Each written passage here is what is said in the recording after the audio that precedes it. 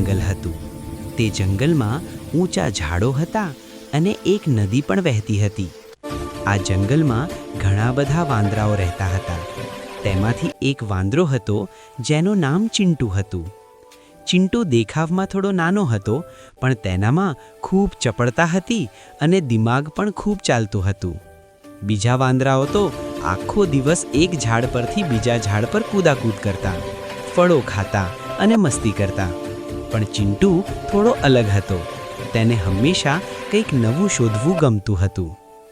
એક દિવસ ચિંટુ ઝાડ પર ચડ્યો હતો અને તેને એક જૂનો ફાટેલો કાગળ મળ્યો. તે કાગળ પર કંઈક ચિત્ર દોરેલું હતું અને નીચે લખેલું હતું, બદામનો ખજાનો. ચિંટુની આંખો ચમકી ઉઠી. તેણે કાગળ ધ્યાનથી જોયો.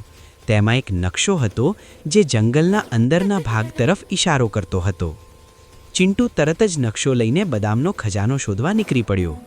રસ્તામાં તેને એક મોટી નદી આવી. બીજા વાંદરાઓ તો નદી જોઈને પાછા વળી જાત, પણ ચિંટુએ હિંમત ના હારી. તેણે આસપાસ જોયું તો એક મોટું લાકડું પાણીમાં તરતું હતું.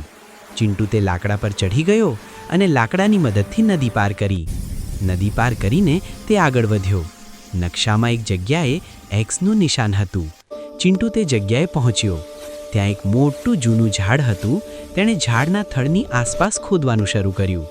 ખોદતા ખોદતા તેને એક નાનો માટીનો ઘડો મળ્યો. ચિંટુએ ઉત્સાહથી ઘડાનું ઢાંકણું ખોલ્યું અને અંદર શું હતું? અંદર હતી મોટી મોટી સ્વાદિષ્ટ બદામનો ઢગલો. ચિંટુની ખુશીનો પાર ન રહ્યો. તેણે તરત જ એક બદામ તોડીને ખાધી. વાહ, કેટલી સ્વાદિષ્ટ છે! ચિંટુ બધી બદામ પોતાની પાસે રાખવા માંગતો ન હતો.